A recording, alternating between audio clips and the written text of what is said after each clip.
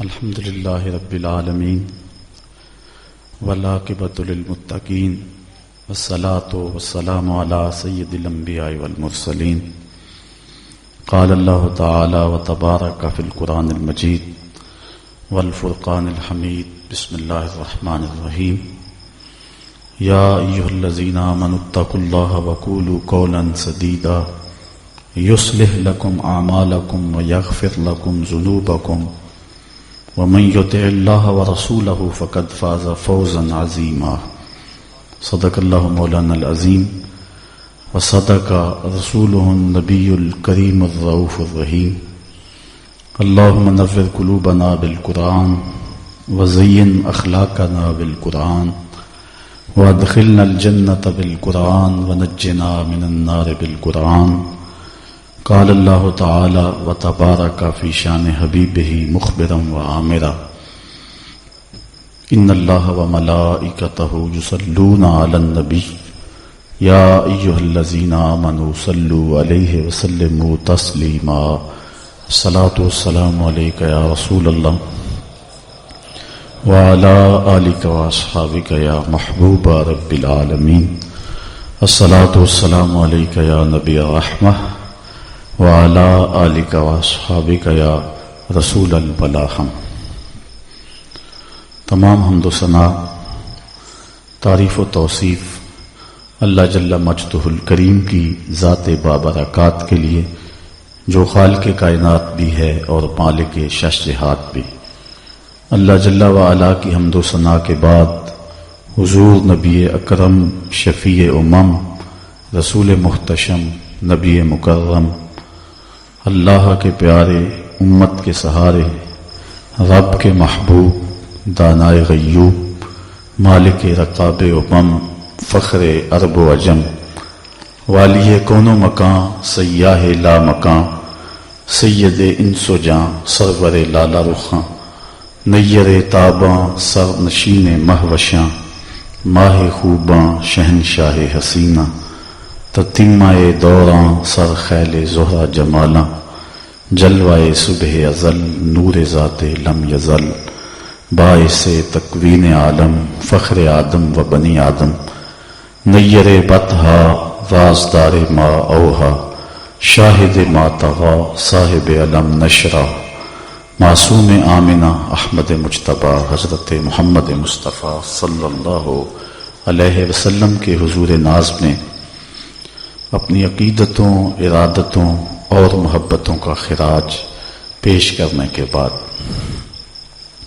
عالی مرتبت علماء کرام، مشائخ اعظام، مہمانان عالی مرتبت،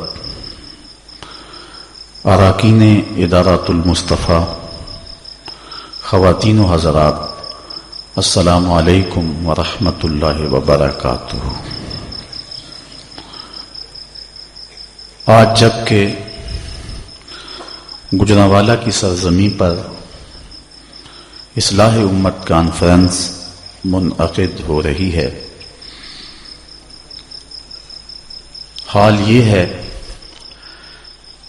کہ یہی تاریخ تھی آج سے 90 سال قبل امت مسلمہ پر وہ کڑا وقت آیا کہ پوری دنیا امت مسلمہ اذیت کے اس مرحلے سے گزری۔ علامہ اقبال جیسا شخص بچوں کی طرح بلک بلک کے روتا تھا۔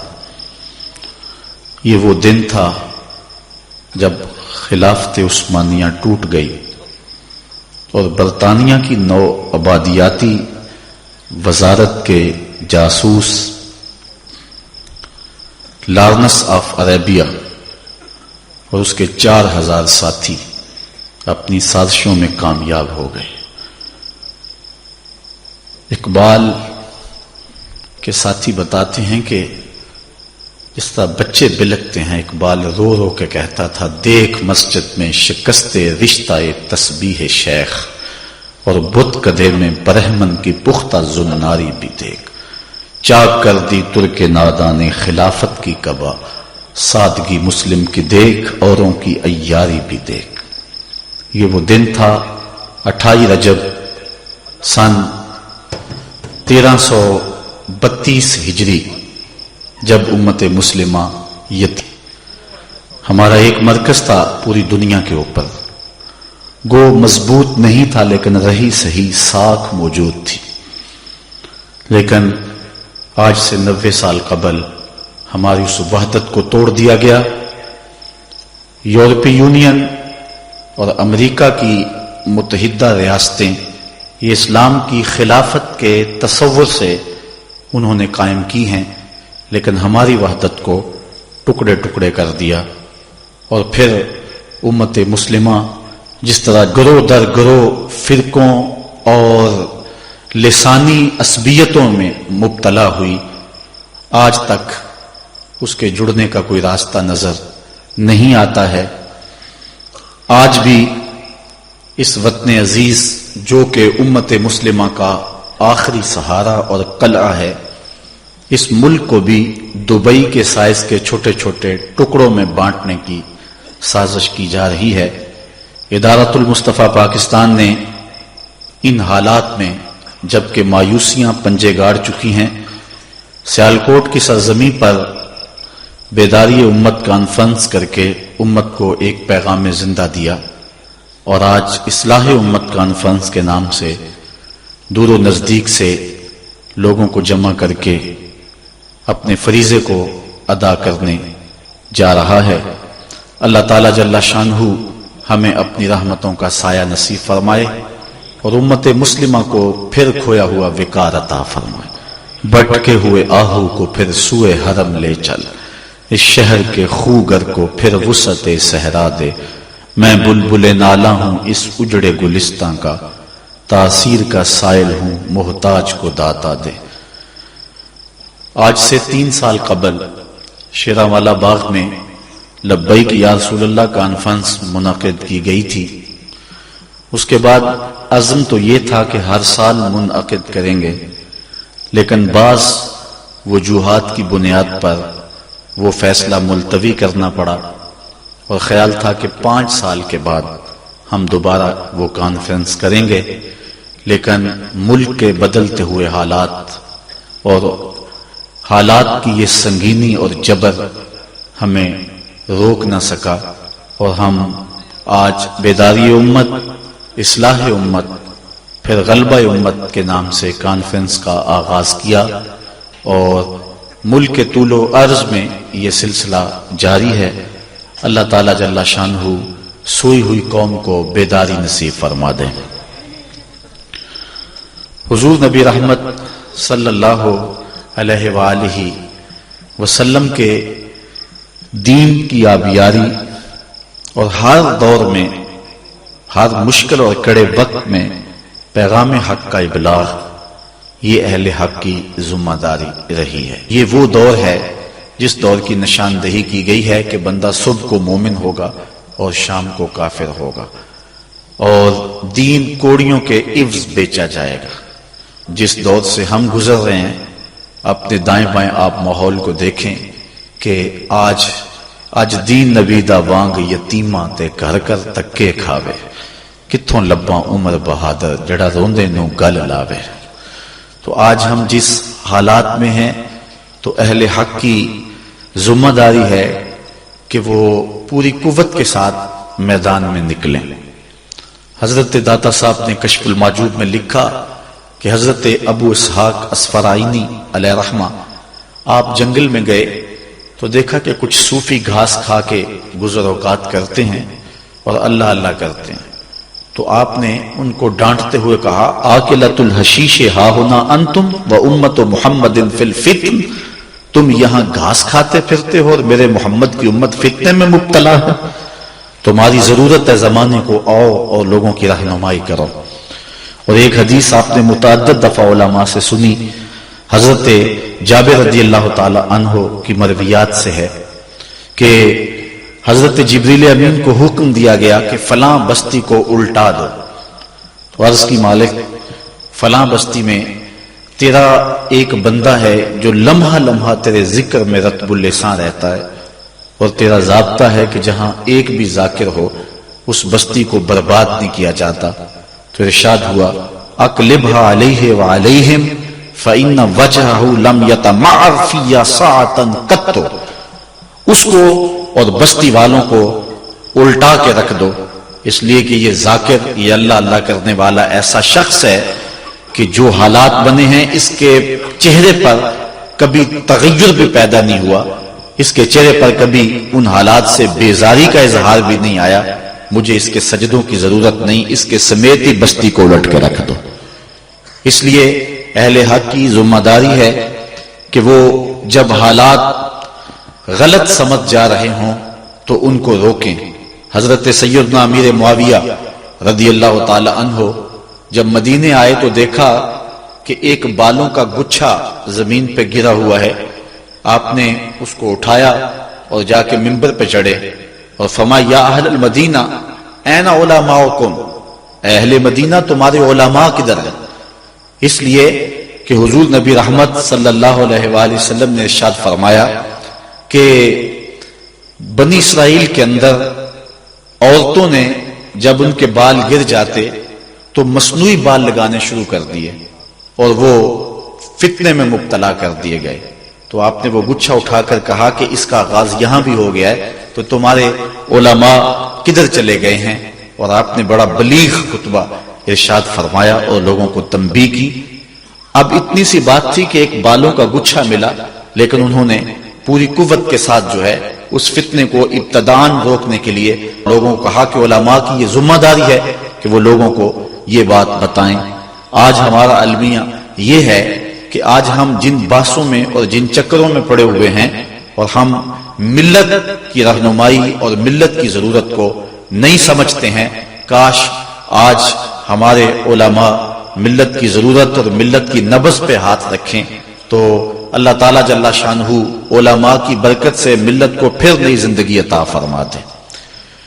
اصلاح امت کے حوالے سے آج کی اس نشست میں کچھ توجہ طلب امور ہیں جو میں آپ کے گوش گزار کرنا چاہتا ہوں۔ سب سے پہلی چیز کہ جب کسی شخص کے نظریے میں بگاڑ پیدا ہوتا ہے تو پھر عمل بھی قائم نہیں رہتے اور معاشرے بھی قائم نہیں رہتے۔ امت مسلمہ کے نظریات میں بگاڑ پیدا کرنے کے لیے جو کوششیں ہوئی ہیں ماضی میں وہ ایک لمبی داستان ہے۔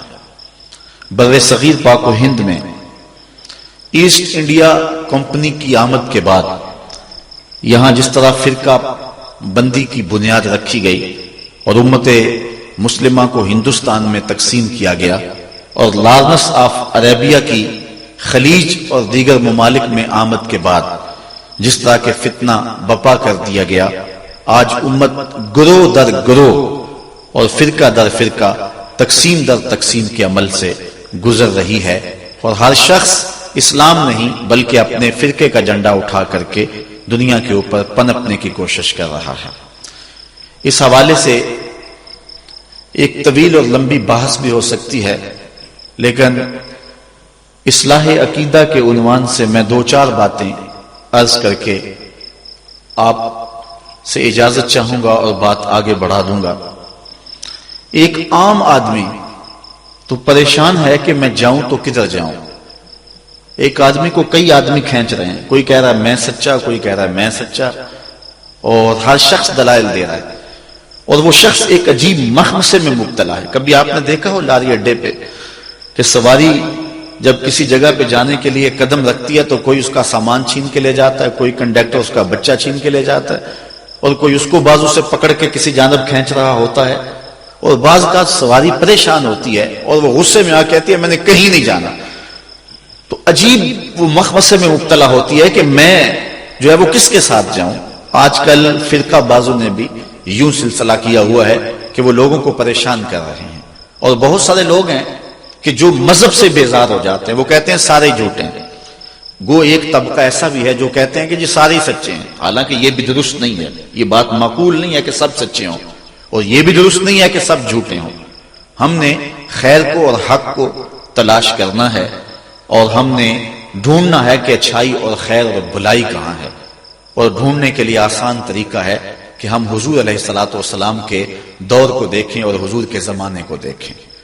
میرا ایک درویش سا دوست ہے، اس کو کسی نے پوچھا کہ جناب آپ کا مذہب کیا ہے؟ تو اس نے کہا کہ میرا وہی مذہب ہے جو میرے والدین کا مذہب تھا۔ تو اس نے مزید سوال کیا کہ آپ کے والدین کا مذہب کیا ہے؟ کہا وہی جو ان کے ابا و اجداد کا تھا۔ تو اس نے پھر تیسرا سوال کیا کہ اس کے ابا و اجداد کا مذہب کیا تھا؟ کہا وہی جو مدینے سے معین الدین چشتی اجمیری لے کر آئے تھے۔ یہ فرقے، یہ گروہ بعد میں بنے ہیں۔ جو مسلک، جو مذہب بزرگان دین لے کر آئے ہیں، جو حضرت داتا گنج بخش علی اجمیری لے کر کے آئے ہیں، جو حضرت عطائے رسول معین الاسلام حضرت معین الدین چشتی اجمیری دین لے کر کے آئے ہیں، وہ یہ موجودہ فرقوں والا دین نہیں تھا۔ ہم اس دین کو تلاش کریں کہ وہ دین کیا ہے اور اس دین کی پیروی کریں، وہ سچا دین ہے اور وہ خالص دین ہے۔ یہ باقی فرقہ بندیاں، یہ گروہ، یہ بعد میں بنے ہیں۔ اس لیے اپنے بزرگوں کے دین کو نہ چھوڑیں۔ حضرت امیر ملت پیر سید جماعت علی شاہ رحمۃ اللہ تعالی علیہ فرمایا کرتے تھے، لوگوں جوتے پرانے ہو جائیں تو بدل لو، لباس پرانا ہو جائے تو بدل لو، پگڑی پرانی ہو جائے تو بدل لو، لیکن عقیدہ پرانا ہی ٹھیک ہے، وہ نہ بدلنا۔ وہ جو بزرگوں کا آ رہا ہے، جو تسلسل کے ساتھ آ رہا ہے۔ اور ایک روایت میں علیکم بدین العجائز، تمہارے اوپر بوڑھی عورتوں کا دین ہے۔ حضرت ابو المعالی الجوینی نیشا پور کے بہت بڑے بزرگ گزرے ہیں اور بہت بڑے عالم گزرے ہیں۔ جب آپ کا آخری وقت آیا تو آپ نے فرمایا کہ لوگوں تم گواہ بن جاؤ، میں عقائد اور نظریات کی لمبی بحث سے تنگ آ کر کے آنا اموتو علی عقیدت عجائز اہل نیسابور، میں نیساپور یعنی نیشاپور کی بوڑھی عورتوں کے دین پہ مر رہا ہوں۔ تم اس بات پہ گواہ ہو جاؤ کہ نیشاپور کی جو بوڑھی عورتیں ہیں میں ان کے دین پہ مر رہا ہوں، کیونکہ جو اباء و اجداد کا دین ہے وہی سچا دین ہے، اور جو دین بعد میں بدلا جائے گا وہ یقیناً بدلی ہوئی ایک صورت ہوگی، وہ ایک نیا ایڈیشن ہوگا۔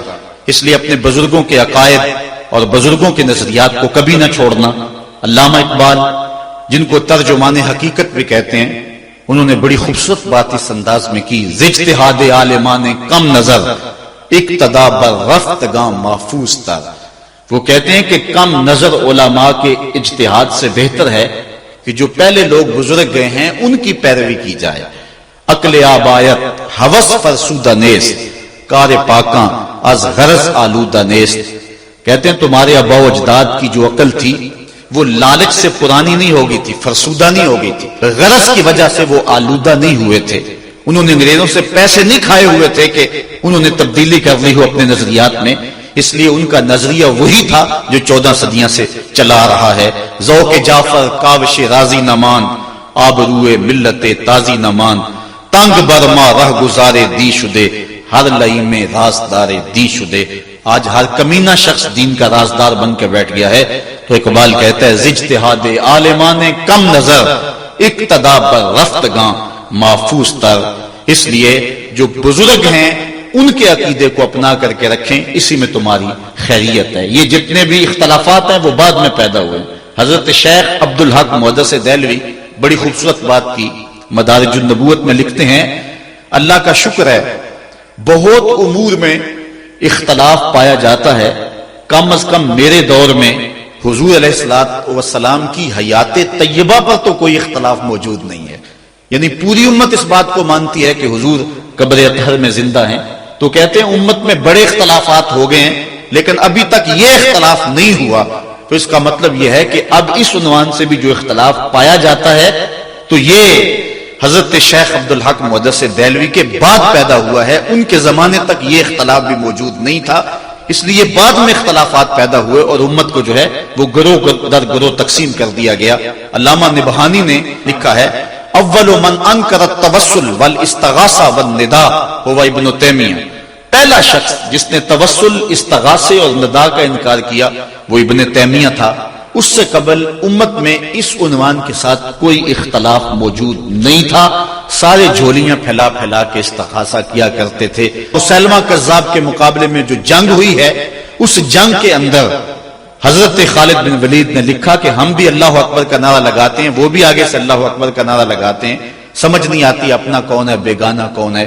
تو حضرت صدیق اکبر نے ان کو کہا کہ جب وہ اللہ اکبر کا نعرہ لگائیں تو تم یا رسول اللہ کا نعرہ لگاؤ. وَكَانَ شِعَارُهُمْ يَوْمَئِذٍ یا محمد ہو. اس دن اہل ایمان کی پہچان یا محمد کہنا تھا. اس لیے ہم اپنے آباء و اجداد کے دین کو دیکھیں اور نئے نئے ادیان اور نئے نئے رنگ نہ اپنائیں کہ بعد میں آج اگر ہمیں یہ تبدیلی کرنی پڑ گئی ہے کچھ لوگوں کو کہ وہ نماز کے اندر ربنا اغفر لی والے والدیہ نہیں پڑھتے کہ ہمارے والدین کے عقائد ٹھیک نہیں تھے، ان کے لیے دعا نہیں ہو سکتی. تو اگر کل اسلام کا کوئی اور نیا ایڈیشن آ جاتا ہے تو پھر تمہاری اولادوں کو جو ہے کوئی اور تبدیلی لانا پڑے گی اور ان کے نزدیک تم بھی کافر ہو جاؤ گے. اس لیے اللہ کا خوف کرو اور جو بزرگوں کے عقائد چلے آ رہے ہیں ان کے اندر تبدیلی نہ کرو. کچھ لوگوں نے امت مسلمہ کے اندر بگاڑ پیدا کرنے کے لیے امت کو فرقہ فرقہ کر دیا. پہلے فرقہ فرقہ کیا، پھر ان کو جو ہے وہ تشدد پہ ابھارا، پھر ان کے ہاتھوں کے اندر اسلحہ دیا، اور آج یہ ہے کہ ایک مسلمان دوسرے کا گلا کاٹ رہا ہے. امت مستفدیہ آپس میں دست و گریبان ہے. چھوڑ کے آپ کا دامن رحمت آقا ہم سے بھول ہوئی، کھو دی اپنی قدر و قیمت آقا ہم سے بھول ہوئی. دیکھ ہماری آنکھ مچولی، اپنے سینے اپنی گولی، بھول گئے ہم درس اخوت آقا ہم سے بھول ہوئی. بن گئے سیم و زر کے بندے، تن کے ستھرے من کے گندے، لٹ گئی ہم سے فقر کی دولت آقا ہم سے بھول ہوئی. اب بھی حضور کی دہلیز پہ آ جائیں اور عرض کریں کہ دنیا کے ٹھکرائے ہوئے ہیں، تیرے در پہ آئے ہوئے ہیں، کھول دے اپنا دامن رحمت آقا ہم سے بھول ہوئی. تو عقیدے کی بنیاد اپنے بزرگوں کے عقائد کو رکھیں، سارے مسائل حل ہو جائیں گے. ورنہ کیل اقوال دلائل مناظرے اس سے جو ہے وہ نتائج نہیں ملیں گے. جو بزرگوں کے عقائد تھے، آباء و اجداد کے عقائد تھے، وہی عقائد رکھیں اور وہی سچے عقائد تھے اور وہی ستھرے عقائد تھے. دوسری بات، عقیدے کی پختگی اور عقیدے کی پاکیزگی اور عقیدے کی اصلاح کے بعد ہمیں اپنے کردار پر توجہ دینے کی ضرورت ہے. اس لیے کہ امت مسلمہ کو کردار کی عظمت ہی سکھلائی گئی ہے اور ان کا کردار ہی ان کو باقی لوگوں سے ممتاز اور نمایاں کرتا ہے. حضرت شاہ نقشبند بخاری علیہ رحمہ کا قول ہے، جس شخص کی خاموشی فائدہ نہیں دیتی اس کی تقریر بھی فائدہ نہیں دیتی. مطلب کیا کہ جس کے کردار میں چمک نہیں اس کی گفتار بھی دلوں پہ نہیں اترتی. ہواؤں میں اڑتی ہوئی تتلیوں کی طرح لفظ اپنا رنگ تو جمائیں گے لیکن من میں نہیں اتریں گے. لفظ وہی اتریں گے جو دل سے نکلیں گے. از دل خیزت بر دل ریزت. اسحد و بلال عند اللہ اشہد. بلال کی اسحد وہ دھوم مچا دیتی تھی کہ جو آج اشہد کے اندر بھی نہیں ہے. وہ خلوص کی کہانی تھی، وہ کردار کی برکت تھی. آج ہمارے کردار لٹ گئے ہیں. ایک زمانہ ہوا، ایک کتاب چھپی تھی عرب کا چاند، اور اس کا رائٹر تھا سوامی لکشمن پرساد. یہ ایک انڈین رائٹر ہے جس نے حضور کی سیرت پہ یہ کتاب لکھی. کتاب کیا ہے کہ سطروں میں چراغ رکھے ہوئے 200-250 صفحات پہ مشتمل حضور کی سیرت پر اس نے یہ ایک نایاب نگینے کی صورت میں ایک کتاب پیش کی ہے. کسی نے سوامی لکشمن پرساد کو کہا کہ تو مسلمانوں کے نبی کی سیرت پر اتنی خوبصورت کتاب لکھی کہ جو پڑھتا ہے اس کا ایمان تازہ ہوتا ہے. اس کتاب کو لکھ کر کے تو خود اس نبی آخر الزمان کا غلام کیوں نہیں بنا؟ تو سنیے جو سوامی نے جواب دیا، وہ ہماری آنکھیں کھول دینے کے لیے کافی ہے. اگر نہ سوچیں تو الگ بات ہے. کسی زمانے میں ہمارے اس روڈ پہ ایک گاڑی چلتی تھی، اس کے پیچھے لکھا ہوا تھا عقل نہ ہو تو موجہ ہی موجہ. لیکن اگر عقل ہو تو سوچا ہی سوچا. اگر ہم نہ سوچیں تو الگ بات ہے، لیکن اگر سوچیں تو اس کا جواب اتنا زناٹے دار تماچا ہے کہ صدیوں اس کی کسک نہ جائے. کسی نے پوچھا سوامی تو مسلمانوں کے نبی کی سیرت پر اتنی خوبصورت کتاب لکھی ہے، تو خود اس نبی کا غلام کیوں نہیں بن جاتا؟ تو اس نے کہا کہ جب میں مسلمانوں کے نبی کی سیرت پر کتاب لکھنے کے لیے بڑی بڑی امہات کتب سید کو پڑھا اور حضور کی عظمت کے گوشے اور حضور کی سیرت کے جمال مجھے نظر آئے تو یہ جذبہ میرے دل میں بھی پیدا ہوا کہ میں اس آقا کا غلام بن جاؤں. لیکن جب میں موجودہ مسلمانوں کے کردار کو دیکھتا ہوں تو میں کہتا ہوں میں ہندو ہی ٹھیک ہوں. ہمارا کردار لوگوں کے ایمان کے راستے میں رکاوٹ بنا ہوا. ایک وہ زمانہ تھا امام محمد کا جنازہ اٹھتا ہے، پورا بصرہ امڈ آیا. یہودی عیسائی بھی رہتے تھے اس شہر میں. کہا یارو مسلمانوں کے امام کا جنازہ ہے، چلو تم بھی شامل ہو جاؤ. آخری رسومات میں شامل ہونے کے لیے وہ بھی آ جاتے ہیں. لوگ ذوق و شوق سے بڑھ بڑھ کے جنازے کی چارپائی کو کندھا دینے لگتے ہیں. اور کسی عیسائی اور یہودی کا جی چاہا نا کہ چلو مسلمانوں کے امام کے جنازے کی چارپائی کو میں بھی کندھا دے لوں، ہمیں تاریخ نے بتایا جو ہی اس کا کندھا امام کے جنازے کی چارپائی کو چھوا، لبوں پہ کلمہ جاری ہو گیا۔ ہمارے بزرگوں کی لاشیں بھی کلمہ دیتی تھی، اور آج ہماری زندہ لاشیں لوگوں کے ایمان کے راستے میں رکاوٹ بنی ہوئی ہے۔ آج ہم کھڑے ہو کے دعویٰ تو کرتے ہیں کہ ہم امریکہ سے ٹکر لیں گے، ہم ٹکڑے ٹکڑے کر دیں گے، پاش پاش کر دیں گے، لیکن کبھی جھانک کر کے دیکھا، اپنی حالت دیکھی؟ ہماری مسجدوں کی لیٹرینوں کے گندے لوٹے بھی زنجیروں سے بندھے ہوئے۔ آج گرمی کا موسم ہے، اگر کوئی باہر واٹر کولر نصب کرتا ہے تو اس کے پاس جو گلاس رکھتا ہے اس کو زنجیروں سے باندھ کر کے رکھنا پڑتا ہے۔ تمہاری مساجد کے اندر جوتے اٹھائے جاتے ہیں، یہ ہے تمہارے کردار کی جھلک، اور دعویٰ دیکھیے کہ ہم امریکہ کے ٹکڑے کر دیں گے۔ حضور نے معراج کی رات ایک منظر دیکھا، ایک پتھر ہے، چھوٹا سا سوراخ ہے اس میں، اور اس سے ایک بیل نکلا، دوبارہ اس میں گھسنے کی کوشش کرتا ہے لیکن اس سے گھسا نہیں جاتا۔ جبریل امین سے پوچھا کہ یہ کیا ماجرا ہے؟ حضرت جبریل امین نے عرض کی، حضور یہ آپ کی امت کے وہ لوگ ہیں کہ جو بڑی بڑی باتیں کر لیتے ہیں لیکن بعد میں ان کو پورا نہیں کر سکتے، اس لیے یہ بیل نکل گیا ہے، اب دوبارہ اس کے اندر داخل نہیں ہو سکتا۔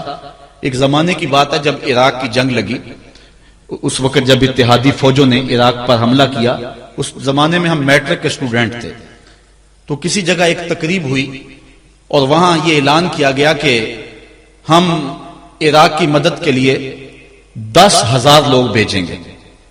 جذبے جوان تھے، تو میں اپنی والدہ ماجدہ سے بڑی منت سماجت سے ان سے عرض کر کے کہ میں نے بھی جانا ہے اور میں نے بھی جان وارنی، اور اپنے ایک دو دوستوں کو بھی تیار کیا، اور تیار کر کے جو ہے وہ ہم جس نے اعلان کیا تھا ان کے مرکز میں، ان کی مسجد میں پہنچے اور کہا جناب ہم اپنا نام دینا چاہتے ہیں۔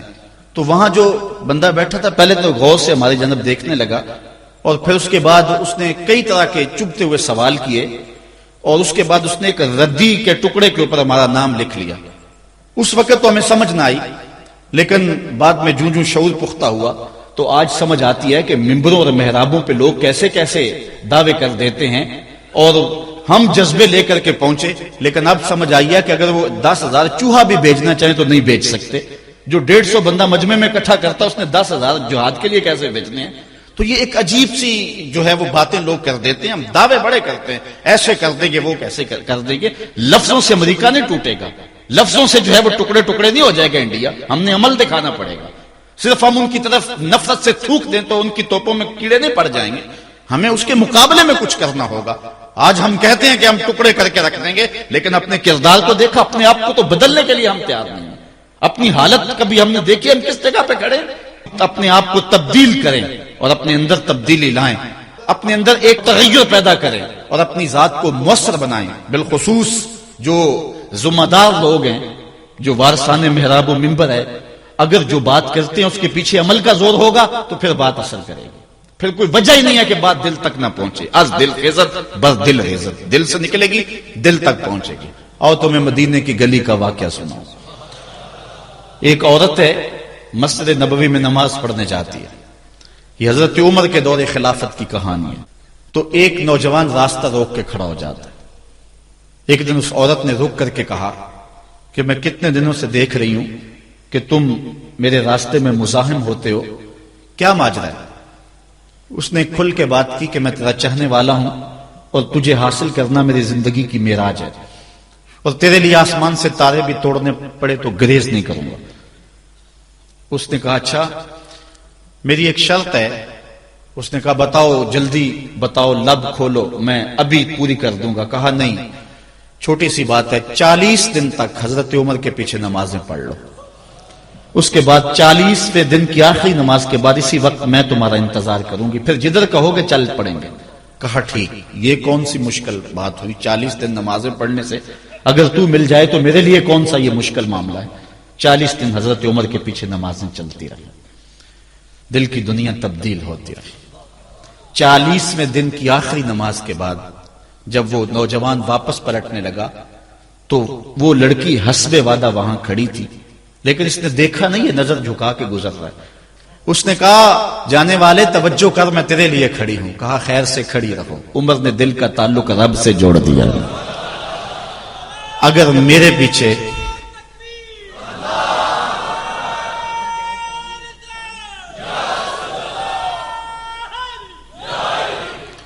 اگر میرے پیچھے ایک بندہ 40 سال نماز پڑھتا رہے اور اس میں تبدیلی پیدا نہ ہو تو پھر مجھے شرم آنی چاہیے کہ نہیں آنی چاہیے؟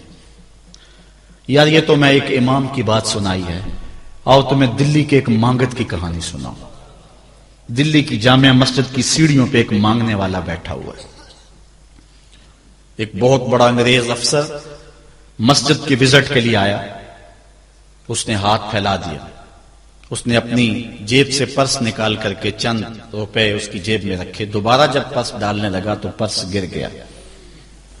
اس مانگنے والے نے وہ پرس اٹھا کے سنبھال لیا۔ خیر کچھ وقت گزرا، 1 سال کے بعد دوبارہ وہی افسر اس مسجد کی زیارت کے لیے، مسجد کو دیکھنے کے لیے، سیر کے لیے دوبارہ آیا تو فقیر نے پہچان لیا کہ یہ وہی ہے۔ اس نے کہا بابو جان ذرا 2 لمحوں کے لیے رکنا۔ کہا کیا ماجرا ہے؟ کہا بس 2 لمحوں کے لیے۔ دوڑ کے گیا، اپنی کٹیا سے وہ پرس نکال کے لے آیا اور اس کے ہاتھ میں کہا کہ پچھلے سال آپ آئے تھے، آپ کا یہ پرس گر گیا تھا آپ کی جیب سے، میں ڈھونڈتا رہا لیکن آپ نہیں مل پائے، میں نے سنبھال کے رکھا تھا کہ شاید دوبارہ کبھی ملیں تو میں ان کو دے دوں گا۔ اس کی آنکھیں پھٹی کی پھٹی رہ گئی۔ اس نے کہا جو ٹگا ٹگا مانگ رہا ہے، اتنا قیمتی پرس اور اس میں اتنی رقم، تو آسودہ زندگی گزار سکتا تھا، تو یہ پرس واپس کیوں کر رہا ہے؟ اس نے کہا مانگنے کی بات اور ہے لیکن یہاں ماجرا اور ہے۔ اس نے کہا کیا ماجرا ہے؟ اس نے کہا کہ اگر تیرا پرس میں سنبھال لیتا، رکھ لیتا، کام آ جاتا، 4 دن کی زندگی ایش سے گزر جاتی، لیکن مسئلہ یہ نہیں ہے، مسئلہ یہ ہے تو عیسائی ہے اور میں حضور کا غلام ہوں۔ کل قیامت کے دن اگر تیرے نبی حضرت عیسیٰ نے میرے نبی کے سامنے شکایت لگا دی کہ آپ کے امتی نے میرے امتی کا پرس چرایا تھا، تو پھر میرے نبی کو تیرے نبی کے سامنے شرمندگی اٹھانی پڑے گی۔ تو میں مانگت ضرور ہوں، بے غیرت نہیں ہوں کہ اپنے نبی کو تیرے نبی کے سامنے شرمندہ کروں۔ یہ تو مانگتوں کی کہانی ہے، آج تو بادشاہ لوٹ رہے ہیں، آج تو پیٹ بھاری نہیں رہے ہیں اور ہم کہتے ہیں ٹکڑے ٹکڑے کر دیں گے، یہ زبانی دعوے ہیں، جمع خرچ ہیں۔ ایسا نہیں ہوگا، آؤ اپنے اندر تبدیلی پیدا کریں۔ ہم اپنی ماضی کی تاریخ پڑھتے ہیں تو حیرت زدہ ہو جاتے ہیں، لوگوں میں کتنی اخلاقی بلندی تھی، آج ہمارے اخلاق لٹ گئے، آج ہمارا کردار نہیں رہا، ہم مدینے کی گلی میں پھر دوبارہ چلتے ہیں۔ حضرت عمر رضی اللہ تعالیٰ عنہ کا دربار لگا ہے، ایک شخص کو پکڑ کر لوگ لے آتے ہیں کہ اس شخص نے ہمارے باپ کو قتل کر دیا۔ حضرت عمر رضی اللہ تعالیٰ عنہ نے پوچھا کیا ماجرا ہے بھائی؟ اس نے کہا جی واقعی میں ان کے باپ کا قاتل ہوں، لیکن میں نے قصداً قتل نہیں کیا، ہوا یہ کہ میں ایک مسافر ہوں، جا رہا تھا، راستے کے اندر سبز چراگاہ تھی، میرا اونٹ بھوکا تھا، اس چراگاہ میں داخل ہو گیا، اس کے بوڑھے باپ نے پتھر اٹھایا اور میرے اونٹ کو مارا، اس کی آنکھ نکل گئی، مجھے بڑا غصہ آیا، میں نے وہی پتھر اٹھا کر اس کے باپ کو دے مارا، لیکن وہ ایسے ٹکانے پہ لگا کہ اس کا باپ فوراً فوت ہو گیا۔ میرا قصد اور ارادہ نہیں تھا، لیکن بہرحال میں اس بات کا اقراری ہوں کہ میں نے اس کے باپ کو قتل کر دیا ہے، آپ جو حکم سنائیں میں اس کو قبول کروں گا، لیکن میں ایک مہلت مانگتا ہوں کہ میرے دوست، میرے بھائی کی کوئی رقم میرے ذمے ہے، میرے پاس اس نے امانت رکھی ہوئی ہے اور وہ مجھے پتا ہے کہ میں نے کہاں چھپا کے رکھی ہوئی ہے، اگر آپ فیصلہ کر دیتے اور میری گردن کاٹ دی جاتی ہے تو وہ امانت جو میں نے رکھی ہوئی ہے سنبھال کر کے، میرے علاوہ کوئی جانتا بھی نہیں ہے، تو وہ اس تک کون پہنچائے گا؟ اگر آپ مجھے 3 دن کی مہلت دے دیں تو میں جا کر کے اس کی امانت اس کو واپس کر کے پھر واپس آؤں گا، پھر یہ پھندا پھانسی کا میں اپنے گلے میں ڈلوانے کے لیے تیار ہوں گا۔ حضرت عمر رضی اللہ تعالیٰ عنہ نے فرمایا کہ کوئی شخص تیری ضمانت دے دے تو ہم تجھے چھٹی دینے کے لیے تیار ہیں۔ اس نے دائیں بائیں دیکھا، پورے مدینے میں اس کا کوئی شناسہ ہی نہیں تھا، واقف ہی نہیں تھا، ایک اجنبی شخص تھا۔ حضرت ابو ذر غفاری کھڑے ہو گئے، کہا حضرت عمر میں اس کی ضمانت دیتا ہوں۔ ضمانت دے دی گئی، وہ چلا گیا۔ تیسرے دن وعدے کا جو وقت تھا، لوگ جمع ہو گئے، دربار لگ گئے، ابھی تک آنے والا نہیں آیا۔ لوگوں نے کہا ابو ذر تو نے غلطی کی ہے، ایک اجنبی کی ضمانت دی اور ابھی تک وہ نہیں آیا، اور میاں صاحب فرماتے ہیں ایک بار جو پھائیں اڑ جاندے ہو پھر کدی نہ پھنس دینے. ظاہر ہے وہ چلا گیا واپس تو نہیں پلٹ کے آئے گا, اسے پتا ہے کہ آگے سیدھی سیدھی میری موت ہے, تو تم نے یہ کیا غلطی کی. خیر آپ نے فرمایا کہ اگر وہ نہ آیا تو یہ پھانسی کا پھندا میرے گلے میں ڈال لینا, لیکن بہرحال میں نے اس کی ضمانت دی. کچھ عرصہ بیتا کہ دور سے گرد و غبار اڑتا ہوا دکھائی دیا. جب صورت واضح ہوئی تو وہی شخص تھا. حضرت عمر فاروق رضی اللہ تعالیٰ عنہ کے دربار میں کھڑا ہو کہنے لگا, حضرت کسی وجہ سے تاخیر سے پہنچا ہوں, معذرت چاہتا ہوں, اب جو حکم ہے پورا کیجیے. حضرت عمر رضی اللہ تعالیٰ عنہ اس کے پھانسی کے احکامات جاری کر چکے تھے. آپ نے فرمایا کہ ابو ذر یہ بتا کہ تو نے اس کی ضمانت کیسے دی جب تو اسے جانتا نہیں تھا. تو سنو حضرت ابو ذر غفاری نے کیا کہا, ایک اجنبی میرے محمد کے مدینے میں پناہ مانگ رہا تھا اور اس نے چاروں سمت دیکھا اور کوئی شخص نہیں تھا جو اس کو امان دیتا اور اس کی ضمانت دیتا, تو میں نے اس لیے ضمانت دے دی کہ نہ بھی آیا تو اپنی جان چلی جائے گی. کل کو یہ تو نہیں کہے گا کہ محمد کے مدینے میں کسی نے ضمانت مانگی تھی, پورے شہر میں کوئی ضمانت دینے والا نہیں تھا. اس کو کہا کہ انہوں نے تو ضمانت دے دی, میاں اب تو بتا کہ تو چلا گیا تھا, تجھے جانتا کوئی نہیں تھا, نہ پلٹ کے آتا تو تجھے کوئی پوچھنے والا نہیں تھا, تو تو نے یہ دوبارہ موت کے منہ میں کیوں اپنا سر رکھا ہے. تو اس نے کہا کہ میں نے کہا کہ ایک اجنبی کی ضمانت ایسے شخص نے دی ہے جو مجھے جانتا بھی نہیں ہے, اور اگر میں نہ گیا تو لوگ قیامت تک اجنبیوں پر بھروسہ نہیں کریں گے کہ اجنبی یوں سلوک کیا کرتے ہیں. تو حضرت عمر رضی اللہ تعالیٰ عنہ اس کے پھانسی کے احکام جاری کیے, تو جن کے باپ کو قتل کیا تھا وہ بیٹے کھڑے ہو گئے, کہنے لگے تاریخ کی کالک ہم اپنے منہ پہ ملیں گے, ہم بھی اپنے باپ کے قاتل کو معاف کر دیتے ہیں. یہ ہماری تاریخ ہے, یہ ہماری کہانی ہے.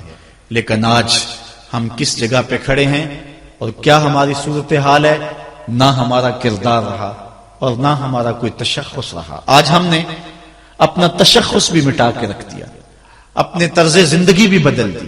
نہ ہماری باطن کی وہ روشنی رہی, نہ ظاہری وہ صورتیں رہی کہ ہم پہچانے جائیں کہ حضور کے غلام ہیں, بلکہ آج بھانت بھانت کی بولیاں بول رہے ہیں.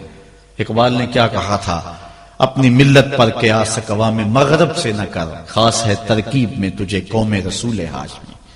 بلکہ آج فیشن کے طور پر یہ کہا جاتا ہے جی آج کل دین پہ چلنا بڑا مشکل ہے. یہ آپ بھی سنتے ہوں گے, لوگ کہتے ہیں جی آج کل دین پہ چلنا بڑا مشکل ہے. یہ کون کہہ رہا ہے؟ جو مسجد میں آتا ہے تو موسم کے مطابق گرم اور سرد پانی دستیاب ہے, اس کے لیے ماحول ہے, اس کے لیے خوبصورت قالین بچھے ہوئے ہیں, مخملی مسلے رکھے ہوئے ہیں, جو نرم اور گداز مسلوں پہ پیشانی رکھ کر کے سجدہ کرتا ہے, وہ بطور فیشن کہہ رہا ہے جی آج کل دین پہ چلنا بڑا مشکل ہے. میں اس کے جواب میں کہا کرتا ہوں, میاں تیرے لیے مشکل ہے یا کربلا والے حسین کے لیے مشکل تھا؟ انہوں نے تو نہیں کہا کہ دین پہ چلنا مشکل ہے. تیرے لیے مشکل ہے دین پہ چلنا یا حضرت بلال حبشی کے لیے مشکل تھا, جنہوں نے تپتی ہوئی ریت پہ سجدے کیے, گلے میں رسا ڈال کر کے گھسیٹا گیا اور انہیں پاؤں میں زنجیریں ڈال کر کے مکے میں کھینچا گیا, ہاتھوں اور پاؤں میں میخیں ٹھونک دی گئی, چکی پسرائی گئی, لیکن بلال ہیں کہ آگے مسکرا رہے ہیں. کسی نے گزرتے ہوئے کہا بلال عجیب تماشا ہے, عجیب کہانی ہے کہ وہ تمہیں مار رہے ہیں اور تم آگے سے مسکرا رہے ہو. تو سنو حضرت بلال نے کیا جواب دیا. حضرت بلال فرمانے لگے میاں تم جاؤ نا بازار میں مٹی کا برتن بھی خریدنے, تو اس کو بھی ٹھونک بجا کے دیکھتے ہو کہیں کچا تو نہیں ہے, اس کی آواز تو خراب نہیں ہے. کہا تم تو مٹی کا پیالہ بھی خریدو تو ٹھونک بجا کے دیکھتے ہو کہیں کچا تو نہیں ہے. میرا مالک مجھے خرید رہا ہے, دیکھ رہا ہے بلال کہیں کچا تو نہیں ہے. میں کہتا ہوں مالک کھال ادڑ بھی جائے گی, حق حق کی آوازیں ختم نہیں ہوں گی. زخم پہ زخم کھا کے جی خون جگر کے گھونٹ پی, آہ نہ کر لبوں کو سی, یہ عشق ہے دل لگی نہیں. تو یہ ایک دین گریزی ہے, یہ عمل گریزی ہے. جی آج کل بڑا مشکل ہے. پہلی بات ہے مشکل ہو بھی تو ہمارے پاس کوئی دوسرا آپشن موجود نہیں ہے. ہم ان لوگوں کی کہانیاں بھول سکتے ہیں کہ جنہوں نے اس دین کے راستے کے اندر دکھ بھی سہے, ان کو ٹکڑے بھی کر دیا گیا, ان کو 2 اونٹوں کی پچھلی ٹانگوں سے باندھ کر کے 2 ٹکڑوں میں بانٹ بھی دیا گیا, لوہے کی کنگھیوں سے بدن چھیدے بھی گئے, ہڈیاں توڑی بھی گئیں, آگ میں ڈالا بھی گیا, جلتے اور کھولتے تیل میں پھینکا گیا, لیکن انہوں نے رب کا نام نہیں چھوڑا, رسول کا نعرہ نہیں چھوڑا. اور آج ہم کہتے ہیں جی بڑا مشکل ہے, آج کل دین پہ چلنا، اور یہ مولویوں نے مشکل بنائی ہوئی ہے، یار دین اتنا بھی مشکل نہیں ہے، یہ کوئی بات نہیں ہے، ہم سر سے لے کر پاؤں تک اسلام میں داخل ہوں، یہ ہمارے رب کا ہم سے یہ تقاضا ہے، یا ایھا الذین آمنوا ادخلوا فی السلم کافہ، اے ایمان والو دین میں پورے داخل ہو جا، پورے داخل ہو جا، تمہاری وضاحت، انداز زندگی، طرز معاشرت یہ بتائے کہ تم حضور کے غلام ہو، یہ نہیں ہے کہ جی ٹھیک ہے بس، ایسی نہیں ہے بات۔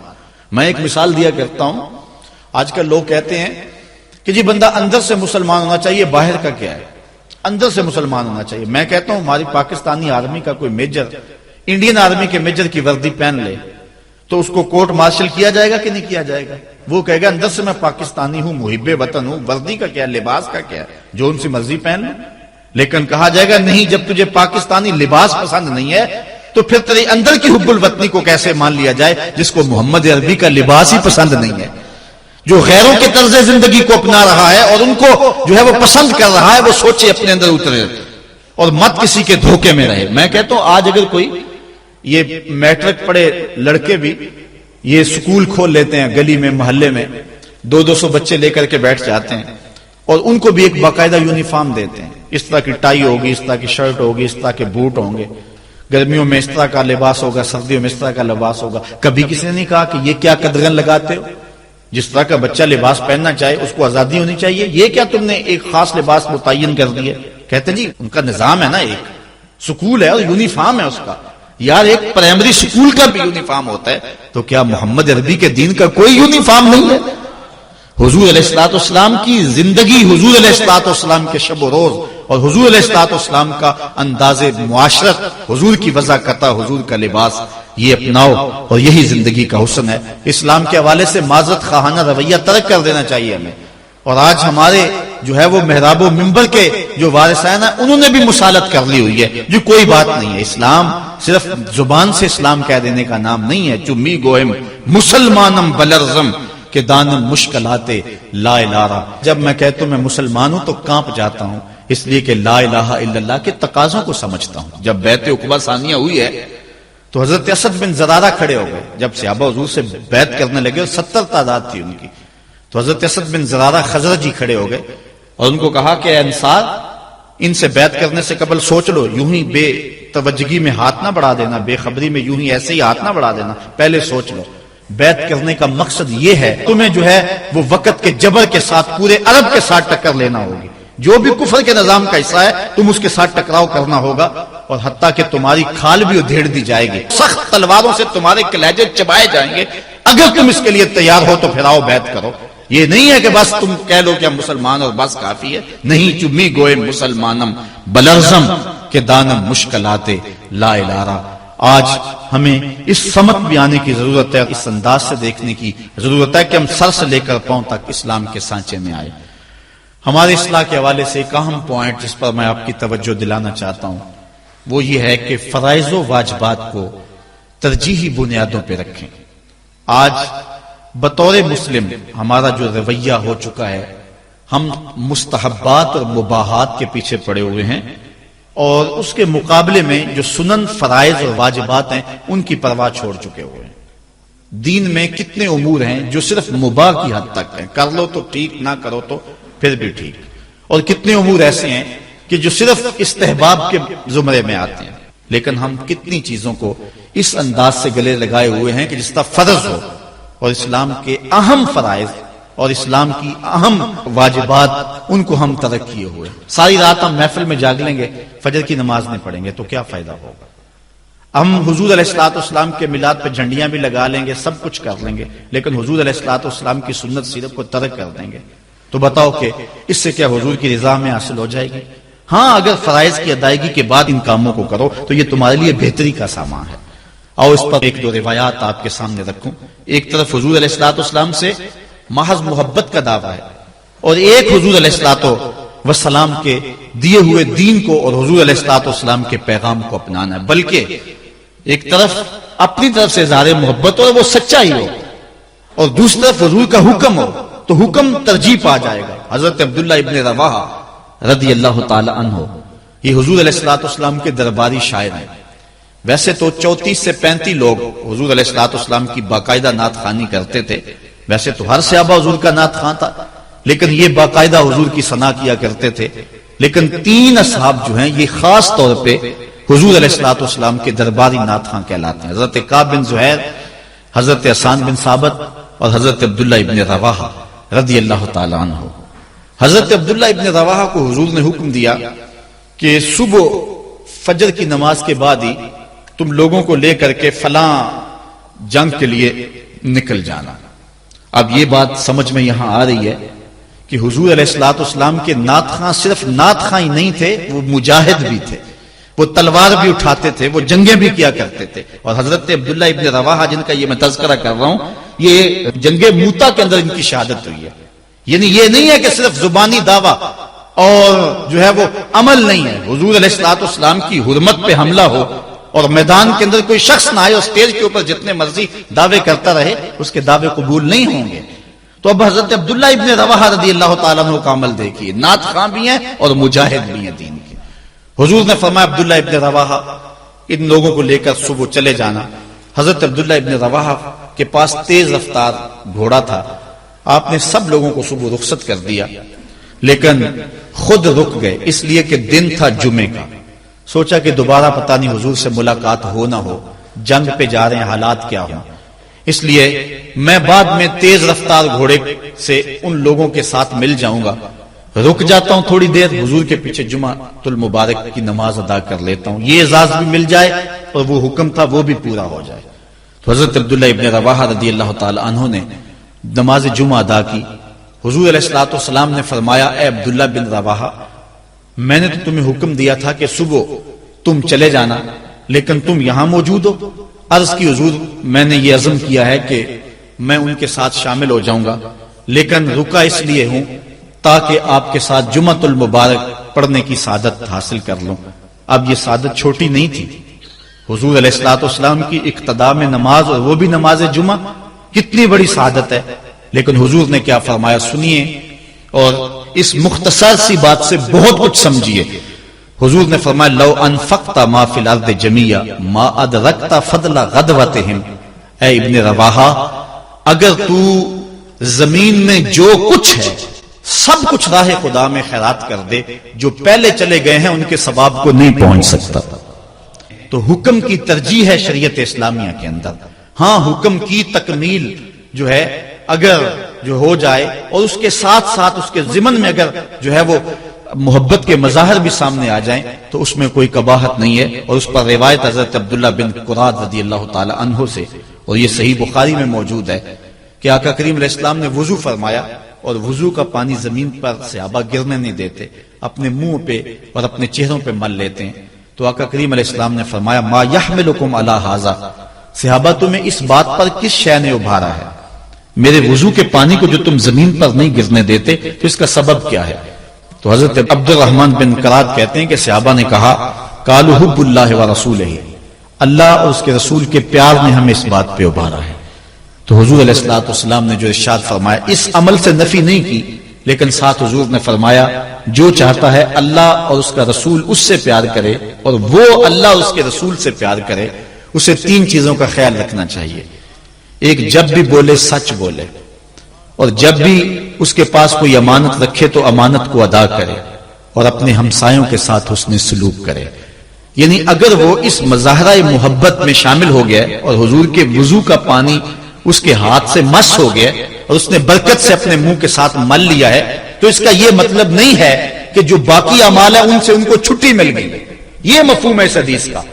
اگر کوئی بندہ محفل میلاد منعقد کر لیتا ہے، دیگر امور مستحبات کے ادا کرتا ہے، تو اس کا یہ مطلب نہیں ہے کہ اب نماز نہ پڑھے اس کو کوئی پرواہ نہیں ہے، وہ بخشا گیا ہے. جس طرح کہ آج کل ہمارے ثنا خان جو ہے تاثر دیتے ہیں کہ جو محفل میلاد میں آ گیا وہ بخشا گیا. اللہ تعالیٰ چاہے اس کے لیے کوئی مشکل نہیں ہے، لیکن جو دین ہے اس دین کو ہلکا کرنے والی بات ہے. بلکہ آج کل تو ممبر و محراب پر جنت اور دوزخ کا مذاق اڑایا جا رہا ہے. ایک بندہ کہہ رہا ہے کہ ہوئے تو کیڑی جنت دا کرنا ہے تذکرہ. میں نے کہا میاں اسی جنت کا جس جنت کے لیے حضور لمبے لمبے ہاتھ اٹھا کے دعا مانگا کرتے تھے اور فرماتے جب اللہ سے مانگو تو جنت الفردوس مانگو. اور ایک بولا کہ مجھے دیکھ کر جہنم کو بھی آئے پسینہ. ہمارے استاد فرمایا کرتے تھے بیٹے تیرے منہ میں آج طوطی بولتا ہے جو مرضی کہہ لے، یہ تو کل قیامت کے دن پتا چلے گا کہ پسینہ کس کو آتا ہے، تجھے آتا ہے یا جہنم کو آتا ہے۔ ایک بولا کہ قبر دا خوف دے دے کہ لوکی مینو ڈرانے نے، لوگ کون ہے ڈرانے والے؟ تبشیر اور تنذیر یہ نبی کا منصب ہے، نبی کی شان ہے، مبشر اور نذیر یہ نبی کی شانیں ہیں۔ حضور نے ڈرایا بھی ہے، حضور نے بشارت بھی دی ہے، لیکن اس بات کا منبر پہ بیٹھ کر کے تمسخر اڑایا جا رہا ہے اور لوگوں کو بے عملی کی طرف لے جایا جا رہا ہے۔ اس لیے آپ اس بات پہ غور کریں، اس بات پہ توجہ کریں۔ قیامت کے دن یہ لوگ کام نہیں آئیں گے، یہ پلہ چھڑا جائیں گے اور کہیں گے کہ جو ہے وہ ہم نے ان کو نہیں کہا تھا، بلکہ جو بت جن کو لوگ پوچھتے ہیں اور جن لوگوں کی لوگ پرستش کرتے ہیں وہ بھی کل قیامت کے دن کہیں گے کہ ان کو عقل نہیں تھی، ان کو سمجھ نہیں تھی، تو وہ عذر مقبول نہیں ہوگا کہ ہم ان کے کہنے پہ جو ہے وہ پوجا شروع کی۔ اس لیے اگر کوئی شخص تمہیں عمل سے بے رغبت کرنا چاہتا ہے اور تبشیر و تنذیر کو تمہاری نظر میں ہلکا کر دینا چاہتا ہے اور تم اس کے اس انداز سے عبادت کو ہلکا سمجھنے لگ جاتے ہو، تو کل قیامت کے دن کوئی عذر مسموع نہیں ہوگا۔ اللہ نے عقل دی ہے، اللہ نے سمجھ دی ہے۔ اگر آج کوئی پیر کہتا ہے کہ اگر میرے مرید ہو گئے ہو تو تمہیں عمل کی ضرورت ہی کوئی نہیں ہے، اور بندہ جو ہے اس کے لارے پہ عمل چھوڑ دیتا ہے، تو اس کا یہ مطلب نہیں ہے کہ کل صرف پیر پہ ساری بات ڈال دی جائے گی اور وہ بچ جائے گا، وہ بھی ساتھ رگڑا جائے گا، وہ بھی ساتھ پھنسے گا۔ بلکہ آج کل تو جو یہودیوں کا اور عیسائیوں کے عقائد ہیں وہ ہمارے عقائد کے اندر شامل ہوتے چلے جا رہے ہیں۔ عیسائیوں کا ایک عقیدہ ہے، عقیدہ کفارہ، اور یہ عقیدہ ان کو عمل سے بیزار کرتا ہے۔ اور وہ کیا؟ وہ کہتے ہیں کہ حضرت عیسیٰ علیہ السلام نے کوئی قصور نہیں کیا تھا، بغیر کسی قصور کے ان کو سولی پہ چڑھا دیا گیا، لہذا قیامت تک آنے والے جتنے بھی عیسائی ہیں حضرت عیسیٰ علیہ السلام کے اس سولی پہ چڑھنے کا جو ہے ثواب اتنا ہے کہ وہ سارے بخشے گئے۔ ہمارا نبی ہمارے آنے والے سارے گناہوں کا جو ہے وہ کفارہ پہلے ادا کر گیا۔ یہ عیسائیوں کا بنیادی عقیدہ ہے جو انہیں گناہ پہ دلیر کرتا ہے، یہ ہے عقیدہ کفارہ کہ جب ہمارے نبی سولی پہ چڑھ گئے، حالانکہ یہ عقیدہ باطل ہے، حضرت عیسیٰ علیہ السلام سولی پہ نہیں چڑھائے گئے، اللہ قرآن میں کہتا ہے وما قتلوہ وما صلبوہ، نہ انہیں قتل کیا گیا نہ انہیں سولی پہ چڑھایا گیا، لیکن یہاں کیا ہے کہ انہوں نے یہ عقیدہ گھڑ لیا۔ آج ہمارے ہاں بھی کیا یہ نعرہ نہیں لگتا، یا علی ہم تیرے ہیں عمل کے لیے اور بتیرے ہیں؟ اس کا مطلب کہ تیرے ہو گے تو بس ہمیں عمل کی ضرورت ہی نہیں رہی۔ یہ عجیب بات ہے، یہ کیا قائد ہمارے اندر شامل ہو رہے ہیں؟ یہ عقیدہ کفارہ کے ساتھ کیا اس کی مناسبت نہیں جڑتی نظر آپ کو آ رہی ہے؟ اور آج پیر بھی ٹکٹیں دے رہا ہے جنت کی کہ آگے ہو، محفل میں آگے ہو، اس میں آگے ہو تو جنت مل گئی۔ جنت اتنی آسان ہے؟ اللہ سے توقع رکھو، اللہ سے امید رکھو کہ اللہ میں جنت دے دے، اور آرزو کرو، گمان اپنے کا اظہار کر سکتے ہو لیکن کوئی بات قطعاً نہیں کہہ سکتے۔ بلکہ آج تو حال یہ ہو گیا کہ پیرانے اور زام اس دنیا سے جاتے ہیں تو لوگ ان کے لیے دعا نہیں مانگتے، اور وہ بھی کیونکہ ساری زندگی پڑھایا یہ ہے کہ ہم تو ہیں ہی بخشے ہوئے، اور دعا سے محروم ہو گئے۔ میرے والد گرامی رحمت اللہ تعالی علیہ ہمیں بارہا کہتے تھے کہ جب میں دنیا سے چلا جاؤں میری تعریفیں نہ کرنا، میری بخشش کے لیے دعائیں کرنا۔ مجھے تمہاری تعریفوں کی ضرورت نہیں ہوگی، مجھے تمہاری دعاؤں کی ضرورت ہوگی۔ آج کہا جاتا ہے ان کے لیے تو جنت کے دروازے کھلے ہوئے ہیں، لوڑ ہی کوئی نہیں دعاؤں کی۔ وہ میاں وہ بھی بشر تھے، بتقاضۂ بشریت ان کی زندگی گزری ہے، نجی بھی، ان کی گھر کی زندگی بھی ہے، سیاسی زندگی بھی ہے، ان کے دیگر معاملات بھی ہیں، ان سے کوئی کوتاہی ہوگی۔ حضرت صدیق اکبر، حضرت عمر، حضرت عثمان، حضرت علی اور دیگر عشرہ مبشرہ یہ کون لوگ ہیں جن کو حضور علیہ السلام نے جنت کی بشارت دی؟ ابو بکر فی الجنہ، عمر فی الجنہ، عثمان فی الجنہ، کوئی شک رہ جاتا ہے؟ لیکن اس کے باوجود حضرت عمر کہتے ہیں اگر برابر سرابر بھی چھوٹ جاؤں تو پھر بھی اللہ کا شکر ادا کروں گا۔ حضرت صدیق اکبر کہتے ہیں ایک شاخ پہ چڑیا کو بیٹھا ہوا دیکھا، کہا ہے چڑیا کتنی موج لگی ہے تیری، ایک شاخ سے دوسری شاخ پہ چلی جاتی ہے، دوسری سے تیسری پہ چلی جاتی ہے، اور قیامت کے دن تیرا حساب بھی نہیں ہوگا، پھنسے تو ہم ہیں جن کا حساب ہوگا۔ حضرت عثمان رضی اللہ تعالیٰ عنہ ایک قبر پہ کھڑے رو رہے ہیں، کسی نے کہا عثمان کیا کر رہے ہو؟ کہا حضور نے فرمایا آخرت کی پہلی منزل قبر ہے، اس لیے مجھے یہاں رونا آ رہا ہے۔ یہ وہ لوگ ہیں جن کو حضور کی زبان سے جو ہے وہ جنت کی بشارت ملی ہے، اور ہم صرف ایک محفل میلاد میں آ کے، ایک محفل نعت میں آ کے، ایک عرس میں شامل ہو کے، ایک پیر کے ہاتھ میں بیٹھ کر کے سمجھ جاتے ہیں کہ اب ہم بخشے گئے ہیں، عمل کی ضرورت ہی نہیں ہے۔ یہ جو بدعملی کی جو تحریک ہے، اس بدعملی کی تحریک کی اصلاح کی ضرورت ہے اور ہمیں عمل کی طرف جانا ہوگا۔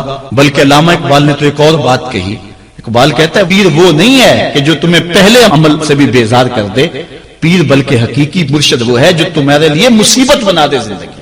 تو نے پوچھی ہے امامت کی حقیقت مجھ سے، حق تجھے میری طرح صاحب اسرار کرے، ہے وہی تیرے زمانے کا امام برحق جو تجھے حاضر و موجود سے بیزار کرے، دے کے احساس زیاں تیرا لہو گرما دے، فقر کی سان چڑھا کے تجھے تلوار کرے، فتنہ ملت بیضا ہے امامت اس کی جو مسلمان کو سلاطین کا پرستار کرے، موت کے آئینے میں دکھلا کے رخ دوست تیرے لیے زندگی اور بھی دشوار کرے۔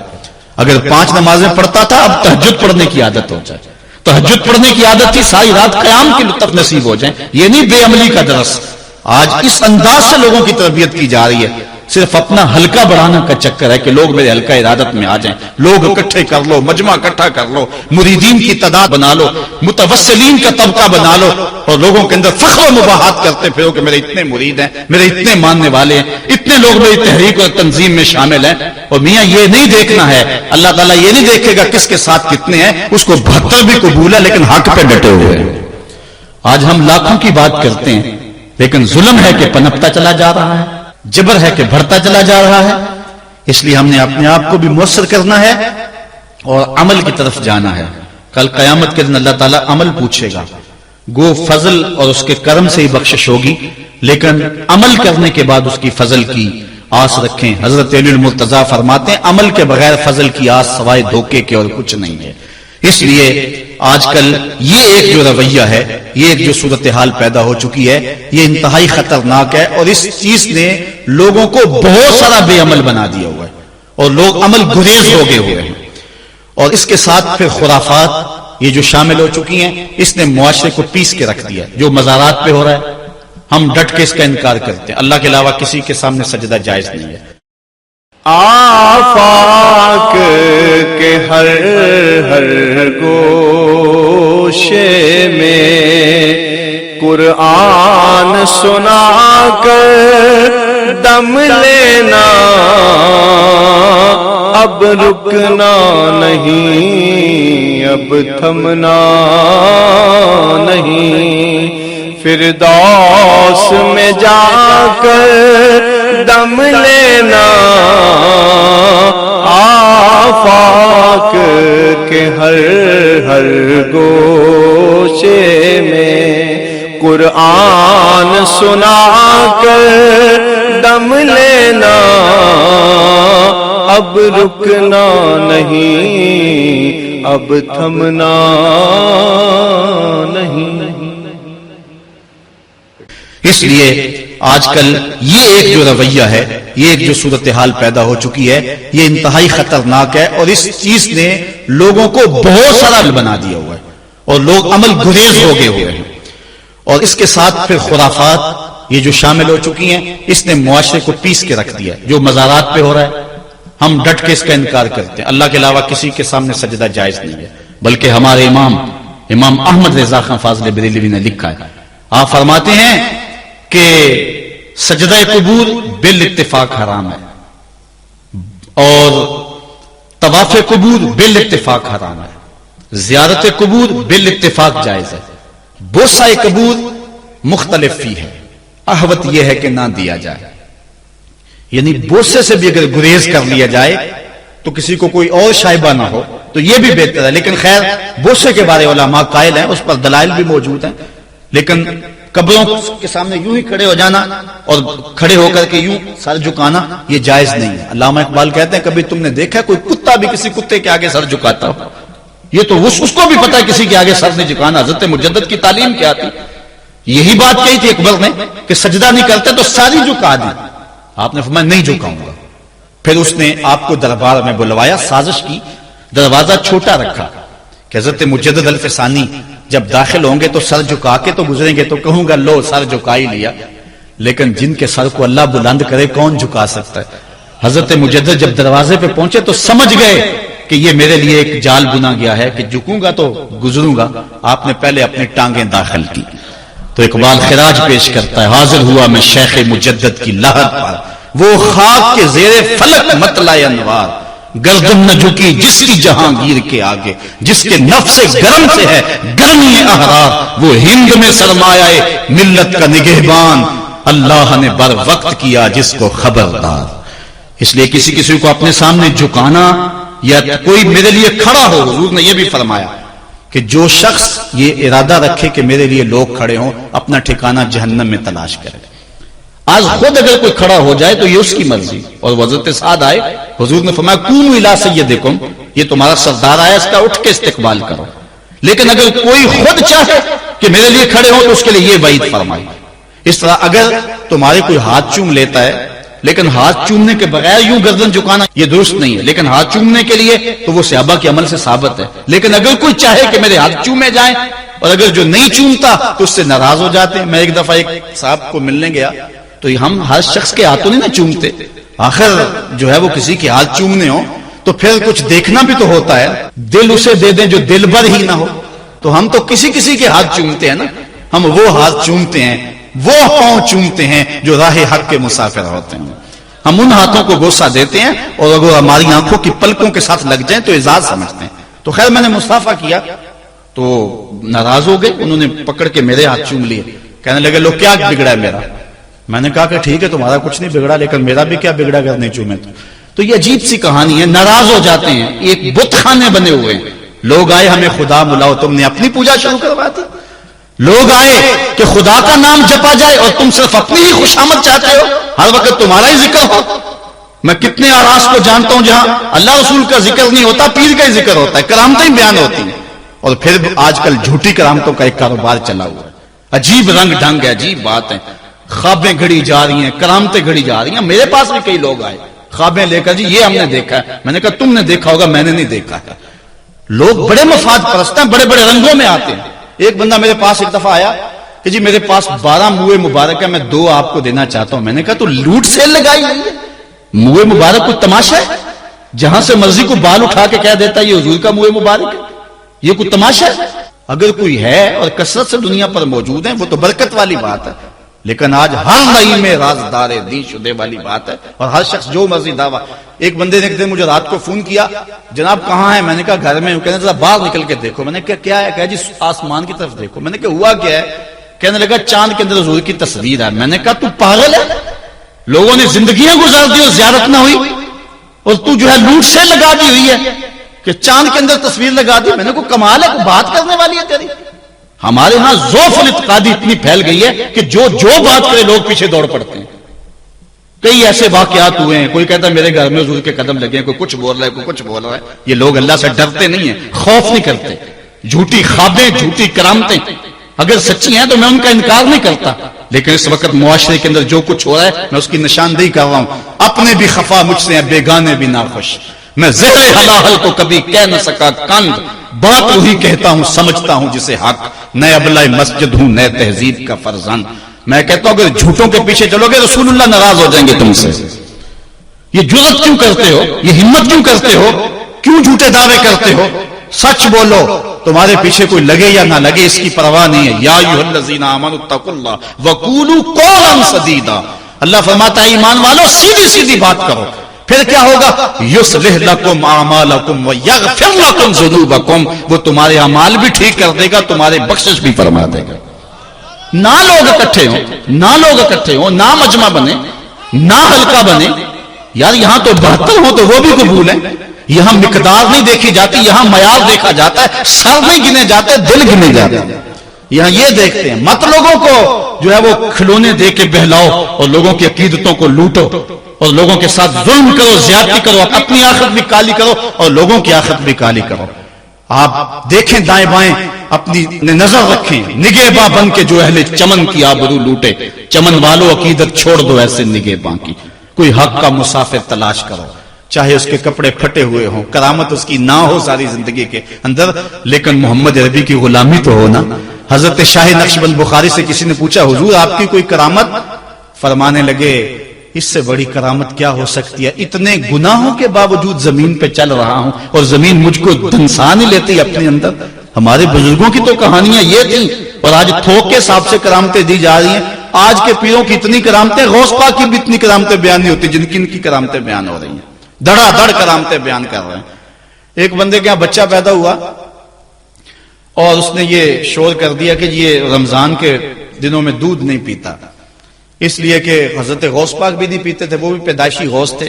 اور یہ بھی پیدائشی غوث ہے اور رمضان کے دنوں میں دودھ نہیں پیتا. اچھا کوئی 2-4 ماہ گزرے تو اس غوث کی ماں کو طلاق دے کے نئی عورت سے شادی کر لی. میں نے کہا کم از کم اتنا تو خیال رکھتے, جس نے غوث جنم دیا ہے اس کو تو عزت سے گھر سے رکھتے. تو یہ کیا تماشے ہیں, کیا لوگ بے وقوف ہیں؟ اب لوگ سمجھنے لگے ہیں, لوگ جو ہے وہ ان وجہ سے پھر دور دین سے ہوتے ہیں, نقصان یہ ہوتا ہے. لیکن میں آپ کو کہتا ہوں دنیا سے حق ناپید نہیں ہوا.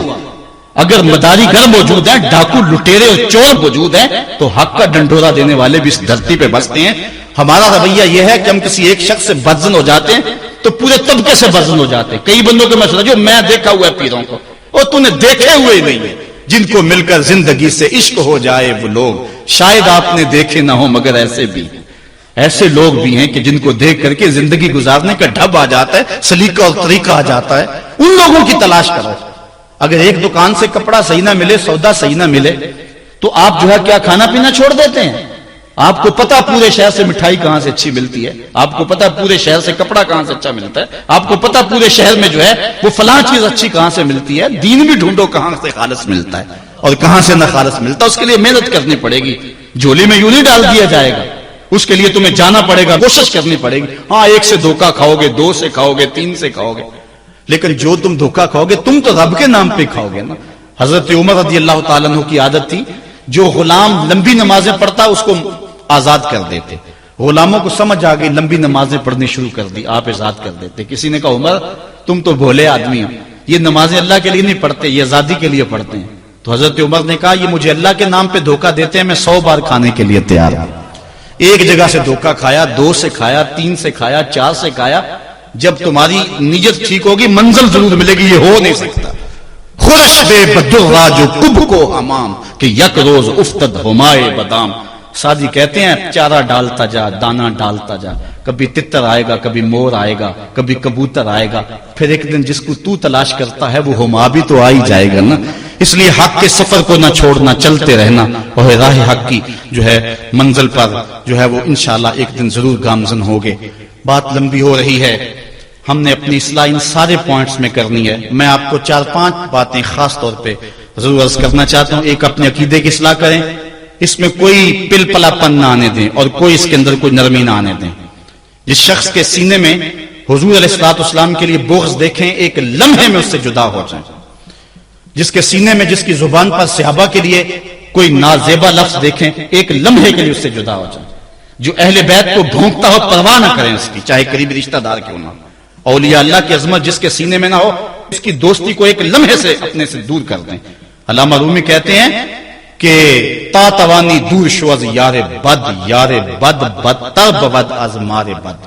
جتنی جلدی ہو سکتا ہے برے یار سے دور ہو جا, چونکہ برا یار برے سانپ سے بھی برا ہے.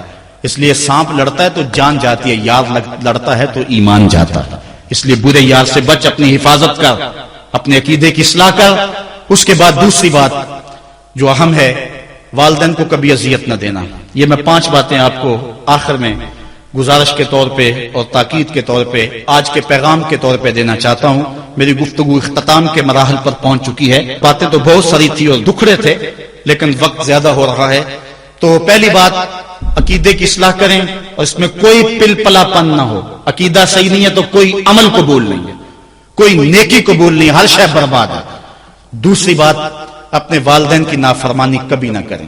امام راضی نے لکھا ہے کہ ایک گناہ ایسا ہے جس کی سزا آخرت میں تو ملتی ہی ملتی ہے, دنیا پر بھی ضرور ملتی ہے, اور وہ والدین کی نافرمانی ہے.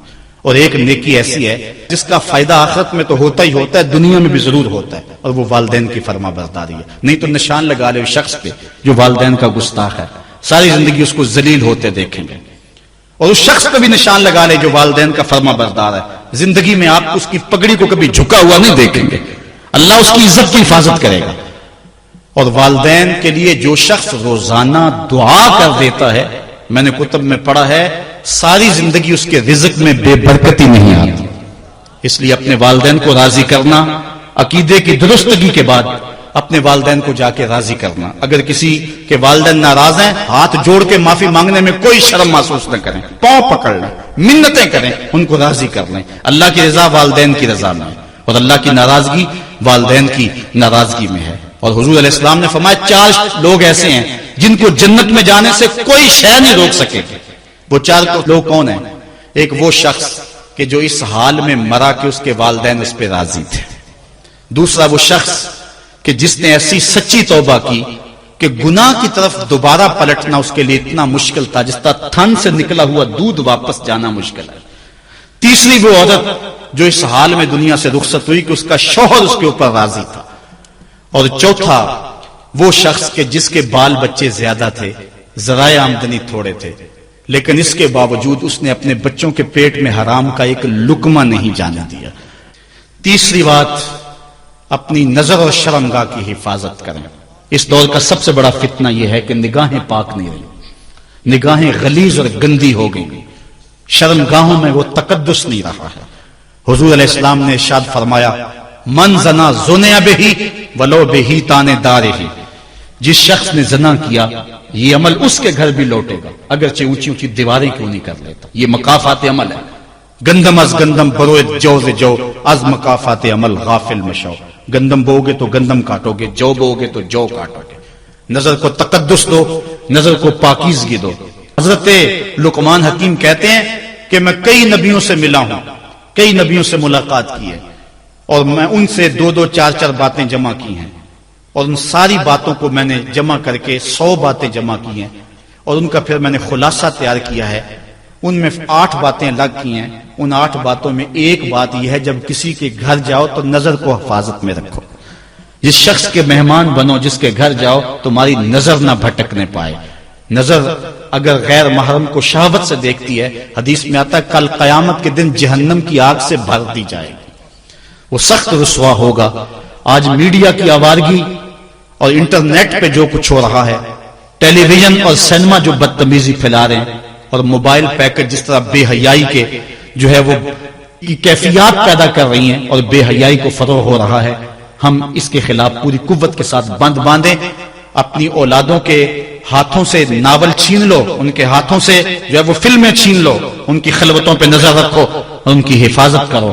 جس شخص کی نظر پاک نہیں ہے اس کے من میں طہارت نہیں آ سکتی ہے، دل پاک نہیں ہے اس کو جو ہے وہ باطن کا نور نصیب نہیں ہو سکتا۔ وائے قوم کشتائے تدبیر غیر، کارے او تخریب خود تعمیر غیر، از حیا بیگانہ پیرانے کہن، نوجوانہ چوں زنا مشغول تن۔ کتنی حکمت والی بات کہی اقبال نے۔ وہ اپنے دور کا دکھڑا سناتا ہے، جس دور سے ہم گزر رہے ہیں اب تو عجیب حال ہو گیا۔ اقبال کہتا ہے یہ جو میرا دور ہے، جوان تو جوان رہے، بوڑھوں کی نظروں میں حیا نہیں رہا۔ از حیا بیگانہ پیرانے کہن، بوڑھے لوگوں کی آنکھوں میں بھی اقبال کہتا ہے حیا نہیں رہا۔ نوجوانہ چوں زنا مشغول تن، اور نوجوان عورتوں کی طرح اپنے تن کے ساتھ لگے ہوئے ہیں، اپنے تن کو سنوارنے میں ہر وقت کنگھی پٹی میں لگے ہوئے ہیں۔ یہ مردوں کا کام نہیں ہوتا، یہ دلیروں اور بہادروں کا کام نہیں ہوتا، یہ عورتوں کے وظیفے ہیں۔ در دل شاں آرزوہا بے ثبات، مردہ زائن از بطون امہات، ان کے دلوں میں آرزویں کوئی اور ہی ہیں اور ماؤں کے پیٹوں سے مردہ جنم لے رہے ہیں۔ دخترانے او بزلف خود اسیر، شوخ چشموں خود نماؤ خردہ گیر، اور قوم کی بیٹیاں اپنی زلف کی خود قیدی ہو چکی ہیں اور ہر وقت جو ہے وہ اپنے آپ کو آئینے میں دیکھتی رہتی ہیں۔ ساختہ پرداختہ دل باختہ، ابروان مثل دو تیغے آختہ، وہ جو گھر کی رونق تھی، جو آبرو اور حیا کا دوسرا نام تھا، آج وہ دل پھینک قسم کی ہو گئی ہے۔ آہ قوم میں دل سے حق پرداختہ، مرد و مرگے خیش را نہ شناختہ۔ اقبال کہتا ہائے قوم کہ جو مر گئی اور اسے ابھی تک پتہ ہی نہیں چلا کہ میں مر چکی ہوں اور جینے کا سامان نہیں کرتی۔ حضور نے فرمایا ہر دین کی کوئی پہچان ہوتی ہے، میرے دین کی پہچان حیا ہے، اگر حیا نہیں ہے تو دین ہی نہیں ہے۔ اور چوتھی بات کہ رزق کی پاکیزگی کا سامان کریں۔ اگر رزق پاک ہے تو دعائیں بھی قبول ہیں، اولاد بھی فرما بردار ہوگی، آخرت بھی ستھری ہے۔ حضور نے فرمایا ایک شخص لمبا سفر کر کے کعبۃ اللہ کے سامنے آیا، یمد یدیہ، دونوں ہاتھ اٹھا کے دعا مانگتا ہے، وَمَطْعَمُهُ حَرَامٌ وَمَلْبَسُهُ حَرَامٌ وَمَشْرَبُهُ حَرَامٌ وَغُذِّيَ بِالْحَرَام، کھانا حرام کا، پینا حرام کا، لباس حرام کا، اور اللہ کے گھر کے سامنے ہاتھ پھیلا کے دعا مانگتا ہے۔ حضور فرماتا ہے بتاؤ اس کی دعا کیسے قبول ہوگی؟ دعاؤں کی قبولیت چاہتے ہو تو رزق پاک کرو۔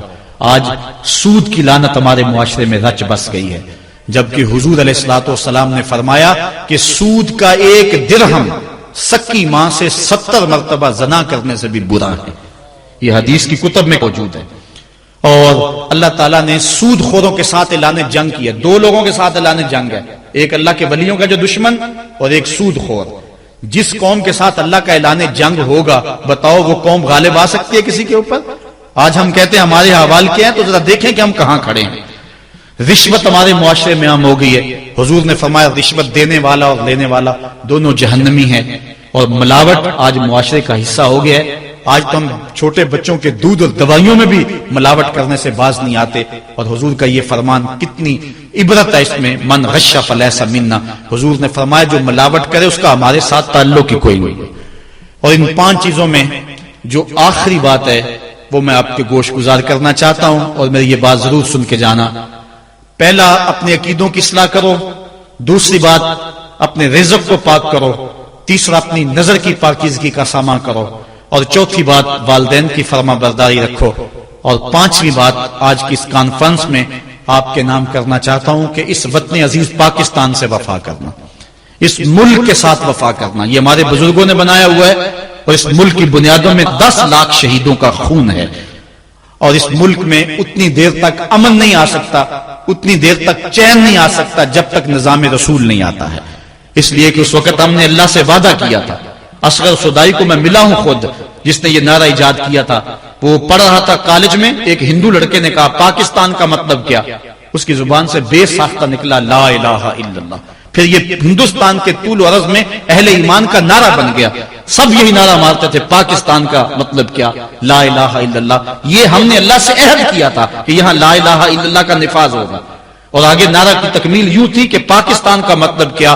لا الہ الا اللہ. قانون شہادت کیا ہوگا؟ محمد رسول اللہ. آج ہم نے غداری کیا اس نعرے سے. یہاں لا الہ الا اللہ کا نفاذ نہیں ہے. یہاں ہم امریکہ کو خدا مان کے بیٹھے ہوئے ہیں, ان کے آگے ہاتھ جوڑتے ہیں. واشنگٹن کو اپنا قبلہ کعبہ بنایا ہوا ہے, اور اس کے نتیجے کے اندر ہم رسوا ہو رہے ہیں اور ہمیں مزید کار مذلت میں گرایا جا رہا ہے. ریمنڈ ڈیس والا کیس ہمارے سامنے ہے, ڈرون حملے ہو رہے ہیں, اور جو کچھ بھی ہو رہا ہے یہ آپ کے سامنے ہے. حکمرانوں کی بات چھوڑو تو وہ اس قابل ہی نہیں ہے کہ ان کا ذکر بھی کیا جائے. وہ جس گراوٹ میں چلے گئے ہیں, اللہ کی بارگاہ میں یہ دعا کرو کہ اللہ ہمیں کوئی غیرت مند, کوئی صالح حضرت عمر بن عبدالعزیز کا کوئی جانشین عطا فرما دے.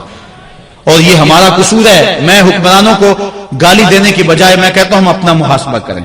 کسی نے جاج بن یوسف سے کہا تھا کہ تو نے حضرت عمر کا دور خلافت دیکھا ہوا ہے, ان جیسا انداز حکمرانی کیوں اختیار نہیں کرتا؟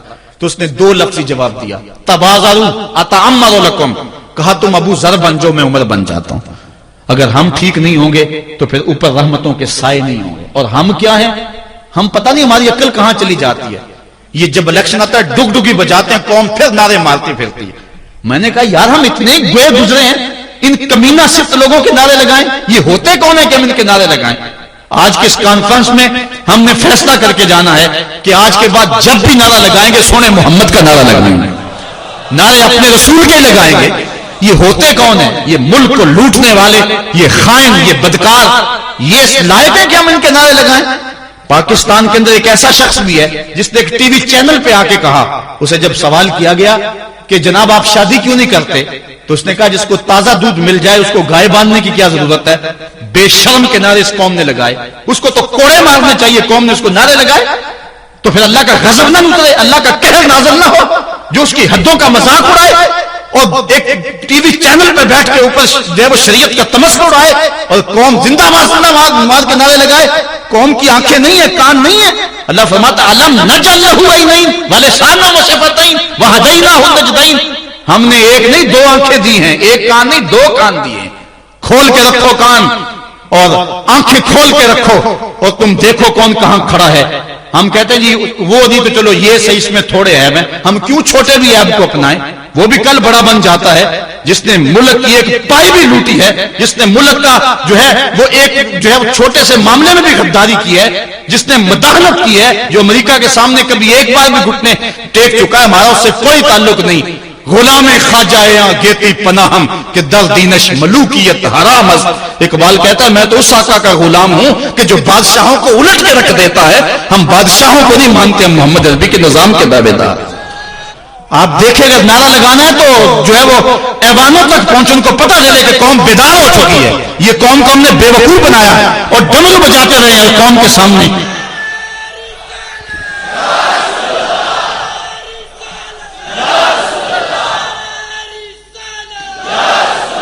میں نے سیالکوٹ میں کچھ باتیں کی تو کئی لوگ پریشان ہو گئے، پتہ نہیں اس نے الیکشن لڑنا ہے. میں نے کہا میں نے ممبری کیا کرنی ہے؟ اللہ نے مجھے رسول اللہ کا ممبر عطا کیا ہے، میں اس کو کیا سمجھتا ہوں؟ ہم اس کی پرواہ بھی نہیں کرتے. لیکن یہ بھی آپ کو بتاؤ، ہم غیر سیاسی بھی نہیں ہیں. ادارت المصطفیٰ نے کبھی یہ نعرہ لگایا کہ ہم غیر سیاسی ہیں. ہم غیر سیاسی نہیں ہیں، ہم پورے سیاسی ہیں. کانت بنو اسرائیل یسوسونا ہم الانبیاء، بنی اسرائیل کے نبی ان کو سیاست سکھایا کرتے تھے.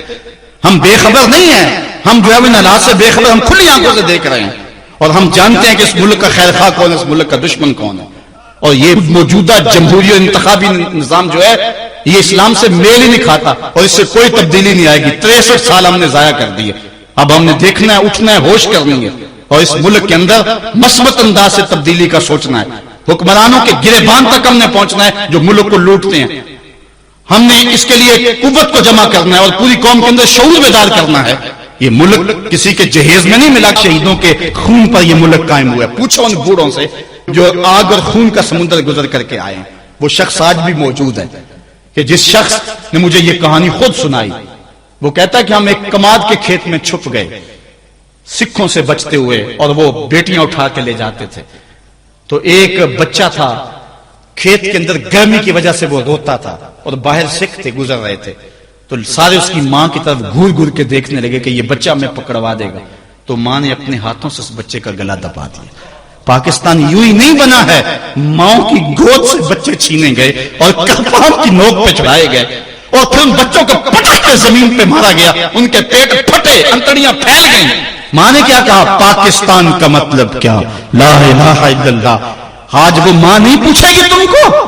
آج وہ بچہ قیامت میں ان حکمرانوں کا گریبان نہیں کھینچے گا. وہ عورتیں جنہوں نے کنویں میں چھلانگے لگا لگا کے اپنی آبرو بچائی تھی، اور وہ عورتیں جن کی چھاتیاں کاٹ دی گئی تھی، اور وہ عورتیں جن کے بھائیوں کے سامنے ان کی آبرو ریزی کی گئی تھی، اور وہ بھائی جن کے ہاتھ باندھ دیے گئے ان کے سامنے ان کی جو ہے وہ بہن کی آبرو ریزی کی گئی تھی. آج وہ قبر میں تو ہے. کیا حکمران سمجھتے یہ قوم بدھو ہے؟ اگر قوم بدھو بھی ہے تو وہ شہید تم سے انتقام لیں گے. اللہ کا کوڑا برسنے والا ہے تمہارے اوپر. چھوڑ دو اس ملک کی جان. اس ملک کو محمد عربی کے غلاموں کے سپرد کرو. یہ ملک حضور کے نام پہ حاصل کیا گیا تھا، حضور کے لا الہ الا اللہ پہ حاصل کیا گیا تھا. اس ملک کے اندر جو ہے وہ ہم لا الہ الا اللہ کا نفاذ کریں گے. اور یہ ایسے ہی نہیں ہوگا، یہ 2 4 10 50 آدمیوں کی کہانی نہیں ہے. اس کے لیے پوری قوم کو اٹھنا ہوگا، پوری قوم کو کھڑا ہونا ہوگا اور ان لوگوں کا احتساب کرنا ہوگا. کیا احتساب کرنا ہوگا؟ تم ہوتے کون ہو کہ ہمارے ملک کے ساتھ یہ سلوک کر رہے ہو؟ امریکہ کے نیچے بچ ہی گئے. یار کوئی غیرت بھی ہوتی ہے، کوئی حال بھی ہوتا ہے. سگ وزیرو گرگ میرو پوشرا درباں شبد ہی ارکان سلطنت ملک را ویراں کنند. دعا کرو اللہ میرے وطن کی خیر فرمائے، میرے وطن کی خیر فرمائے. یہ لرزتا ہوا پاکستان، یہ خود کچھ دھماکے، یہ یا حکمران، امریکی غلامی، یہ غیرت کی زندگی ہم اب جینے کا عزم کریں گے. ہم امیدوں کے چراغ کو بجھنے نہیں دیتے. پاکستان مٹنے کے لیے نہیں. میں نے اس دن سیالکوٹ بھی کہا تھا کہ لوگوں نے تو بیرون ملک بنگلے خرید رکھے ہیں اور سویس بینکوں میں انہوں نے کروڑوں اربوں ڈالر جمع کروائے ہیں. وہ پاکستان کے مستقبل سے مطمئن نہیں ہیں. پتہ نہیں پاکستان کب کچھ ہو جائے، ہم اڑ کے وہاں چلے جائیں گے. لیکن میں کہتا ہوں کہ تمہارا تو جینا مرنا اس وطن کے لیے ہے. تم نے تو رہنا ہی اس ملک میں ہے. تم نے تو آخری سانس تک اس ملک سے وفا کرنی ہے. اس لیے ہم نے چراغ امید کو کبھی بجھنے نہیں دینا اور اس پاکستان کے لیے جو ہم کر سکے وہ ہم نے کرنا ہے. ہمارے لیے سب سے پہلا کام اب کرنے کا کیا ہے؟ ہمارے لیے پہلا کام یہ ہے کہ ہم اللہ کے حضور توبہ کریں. جب کوئی قوم توبہ کرتی اللہ سارے گناہ معاف کر دیتا ہے. یہ جو حالات ہمارے اوپر بنے ہوئے ہیں، امن ختم، وہ بھی حضرت بتا رہے تھے بجلی ختم، ٹوٹی کھولو تو پانی نہیں، بٹن دباؤ تو جو ہے وہ بجلی نہیں ہے. عجیب صورت اللہ، گیس ہے، کچھ بھی نہیں ہے. ہم عجیب زندگی گزار رہے ہیں. آج اگر ایک بندہ گھر سے باہر نکلتا ہے تو خیریت سے واپس آ جائے تو 100 بار شکر ادا کرتا ہے. کیا پاکستان کے یہ حالات آپ کے سامنے نہیں؟ یہ کہ اللہ کا قہر اور غضب نہیں ہے؟ آج اگر ہم سچی توبہ کر لیں تو اللہ پچھلے سارے گناہ معاف کر دے گا اور قوم کو نیا بانک پن اور نئی زندگی عطا فرمائے گا. آؤ آج کی اس مجلس میں ہم اللہ کے راستے میں سچی توبہ کر کے نکلیں اور عزم کریں مالک جو زندگی گزر گئی، باقی جیئیں گے مریں گے تو تیرے لیے.